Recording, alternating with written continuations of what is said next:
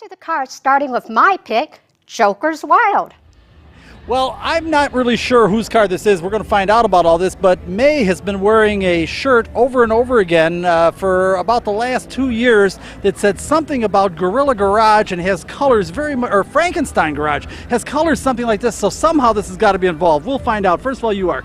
I'm Bill Aichast. Where are you from, Bill? I'm from Chicago. Okay, tell me about your car. Start with the make, year, and model, then we'll get into all that other stuff I was talking about. All right, it's a 1930 Model A two-door sedan, and I basically bought it when I was 18 and took 2 years and redid everything myself. Okay, engine and driveline?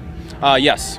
No, go ahead. Tell me what it is. Oh, okay. It's a 307 small block Chevy. Put a cam in it, performer intake, and a 600 CFM carb, custom headers. It's got a Muncie transmission. 4-speed? Yes, 4-speed. Hydraulic clutch, 300 rear gear, and really wide rear tires. Okay, what kind of rear end did you use? Ford 8-inch. Ford 8-inch? Yes. That's an unusual choice. Yeah, it's actually only out of 3 years, 77 to 80 Granada or Monarch. Now, did you do any of the work yourself? I did all of the work myself. Okay, how do I have this somehow hooked up with the Frankenstein? Do you know what I'm talking about at all or no? Yes. I actually grew up with Frankenstein Joe. He was a neighbor at my dad's auto repair shop. And I've helped him on several of his projects, and obviously, you know, we have similar tastes in what we do with our cars. Yes, I see the, somehow I see the flavor there, and so what provokes a young guy like you to do sort of a Frankenstein-themed car?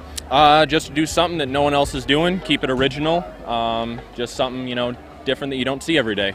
Okay, well listen, I'll tell you something. I can't think of a better thing for a young guy to be spending his time on. Most important question, did you learn anything while you're doing it?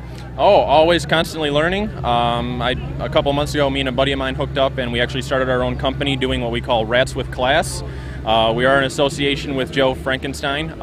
We're called Joker's Wildt Customs, and we do things in the traditional rat rod styling, just a little neater around the edges. And okay, you want to explain to our audience, and we've been through this many times before on Motorsports Unlimited, folks. I've explained it, but I want to hear other people's perceptions. Can you explain? I'll bet you can't because you're too young. Can you explain rat rods? Rat rods is basically building what you can with what you have. Nice paint and chrome isn't anywhere needed on it. You know, I do enjoy, you know, nice flat black with, you know, a little bit of color on it to contrast. But basically just whatever you got laying around, you know, going to boneyards and picking parts up here and there and just making it all work.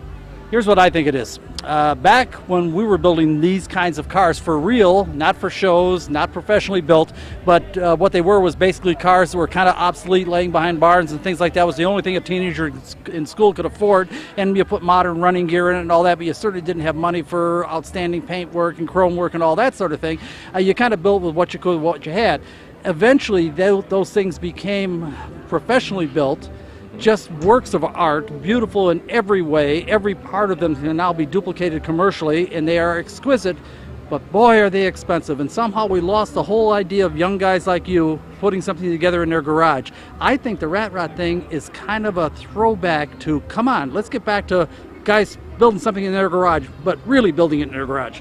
Yeah, you know, the past couple of years, you know, you're seeing more and more rat rods out on the streets and at the shows. They're making a pretty good comeback, and you know, if you know how to do the work yourself, you know, and that's kind of the point of all this. It is the work yourself. Yeah, definitely, it is about doing it yourself.